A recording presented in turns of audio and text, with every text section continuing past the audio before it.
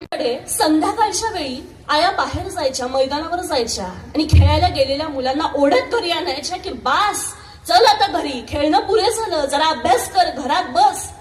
पण आज तर उलटी परिस्थिती आहे. आज आई बाबांना मुलांना घरातून बाहेर ढकलावं लागतं की या मोबाईलच्या आणि टीव्हीच्या बाहेर सुद्धा विश्व आहे, बाहेर पड, अंगावर थोडा सूर्यप्रकाश पडू दे, अंगाला थोडी माती लागू दे.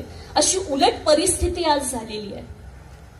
आणि मग या सोशल मीडियाच्या काळात मैदानावरचे खेळ, मातीतली कुस्ती आणि शरीर पिळदार बनवणारा व्यायाम यांचा आज मुलांना विसर पडत चाललाय.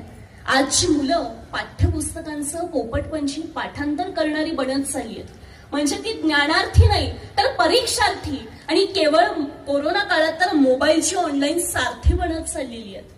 इतकंच नव्हे तर वेळोवेळी इथल्या युवा पिढीमध्ये प्रचंड प्रेरणा निर्माण करणाऱ्या पु ल देशपांडे, ग दी माडगूळकर, वि स खांडेकर, विवा शिरवाडकर, बासी मर्ढेकर, नारायण सुर्वे, शांता शेळके, अगदी अलीकडच्याच काळातील उत्तम कांबळे, अनिल अवचट, रमा मराठे, ज्ञानेश्वर मुळे, वीणा गवाणकर अशा कितीतरी लेखकांच्या दर्जेदार साहित्याचा सुद्धा या सोशल मीडियाच्या काळात आम्हाला विसर पडत चाललेला आहे.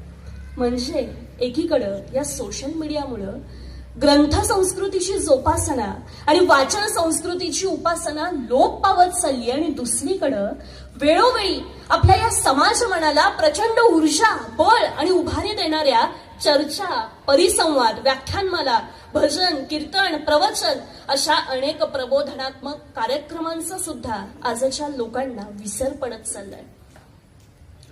सोशल मीडियाच्या काळात आजच्या युवा